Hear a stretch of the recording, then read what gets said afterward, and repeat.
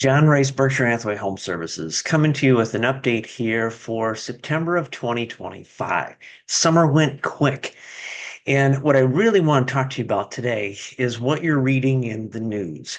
The news is often regurgitated from a national level, especially when it comes to real estate. They'll break it down into sections: East Coast, West Coast, Midwest, maybe Northeast and South. Um, but that said, we get lumped into the Midwest. But real estate is hyper local. Think about it. You chose to live where you live for a very specific reason. You like the area. Now, drive 5 minutes in all directions, and is that also a place where you'd choose to live? Maybe, maybe not. The point is, real estate's hyper local. The dirt that we're standing on is the only dirt just like that anywhere on the planet, right? Trends, however, can tend to influence a whole area. There can still be certain areas that will buck that trend, right? They will shirk that trend. They will say, I am such a sought after area that I will not perform the same as the other areas around me. Okay, right? So you track with me, right? So here's what I read is happening on a national level. Here's what we see happening on a national level. East and West coasts, the South. We saw significant gains in the last few years. West Michigan also saw significant gains. But here's where it changes. Where we started from and those gains.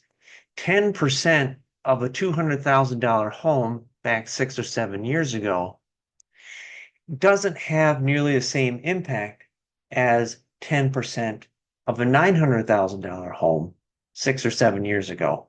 Extrapolated out now 10%, 10%, 10%, and then eventually 5%, 6%, 7%. Like if you look at the trends of where the real estate's gone, right? And it continues to trend up, we continue to see appreciation. But what the news is talking about is, hey, some of these sellers are not selling. In fact, they've just taken their ball and they went home. They took their house off the market. Well, why is that? And it's because sometimes expectations are not set properly, or other times sellers are saying, hey, I got to get out of this. But then eventually they go, but only for a certain price. And if I can't get that price, then I'm not going to sell my house. Okay, so on the national levels, that is happening. There are certain markets like Florida, they're having their own perfect storm, if you will, go on that are impacting their overall values, and the market is getting a lot of inventory hitting it. Now, focus in on West Michigan. What we're seeing is we're still seeing an increase in work from home activity. And when people say, hey, I can work from home anywhere, then maybe I want to go back to the Midwest where I was born or where I grew up or where I heard that my friends are having a great time with their adventure in life. And as a result of that, especially in West Michigan, we are hitting factors. We have been ranked as one of the top places for baby boomers, one of the top places for Gen X, one of the top places for millennials, and one of the top places for Gen Zs to start buying a house. Now, think about that. That's almost every generation out there that's involved in the real estate activity right now. That's incredible. That's West Michigan. That's the appeal. And as a result of that level of appeal and that desire to be here for a picture that's greater than looking out over top of Miami Beach or looking out over top of Maui or whatever it is that's calling them, or the Rockies, when they look at West Michigan, they go, gosh, I've got water, I've got rolling hills, I have agriculture, a diversified economy, a good job market, great schools, a walkable community if I want it, a drivable community. There's all these different things that are appealing to people. And then they look at the price of a home and go, okay, it's come up. There's no question. But is it still affordable? Is it more affordable than maybe a larger economic area that I was looking at? Maybe Chicago, maybe LA, maybe New York, obviously. We're more affordable than many of those other larger places. And yet it's commutable to Chicago. It's commutable to wherever, right? We're, it's pretty easy to get around. And when you consider our airport and all of its destinations, or take a short hop from here to Atlanta or Detroit or Chicago, and boom, now you've got all sorts of flights. It's that kind of appeal where people start to look at West Michigan and they start to say, this makes sense to me. As a result of a culmination of all of those things, West Michigan is bucking the trend of this market where we're seeing it, the news is talking about, hey, things are softening, things are this, things are that. Okay, is there more inventory in West Michigan? Yes, there is. But I'm going to throw up some slides so that you can kind of see what we're talking about here. One, defining a seller's market. A seller's market is going to be anything that takes 6 months or less to sell. Okay.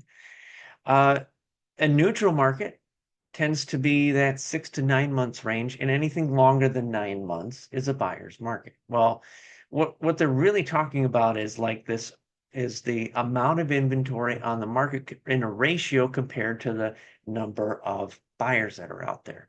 In my newsletter, I'm including the actual formula that you could calculate this for yourself. I've got some live screenshots. I'm going to put a couple of them up here. But at the end of the day, what you're going to be able to look at and see is that we're still in a seller's market. We're at roughly 2.4 months of inventory. Now, if it takes more than 6 months of inventory to make it not a seller's market anymore, where it starts to be a neutral market, we're at, let's call half or less than that, at 2.4 months. We're in a really good position. Now, we were for a long time at 1.2 months. And what that basically meant was that things are moving so fast and buyers are going, I don't have anything to choose from. And sellers are saying, I don't know if I want to sell because I don't know where I'm going, right? Things have loosened up enough where people are starting to say, I think I can find what I'm looking for. If we put our house on the market, if we don't go do some, because I always recommend we go find one first if we can, at least know the market. And then from there, put your house on the market and then make the move that fits, right? And we walk you through all of that. But the bottom line is this: it's loosened up enough where people are finding finally being more comfortable and saying, I think I can make this leap now. I think I'm okay. I can look at what's out there and feel comfortable. There's going to be a roof over my head, over my family's head, or whatever the case may be.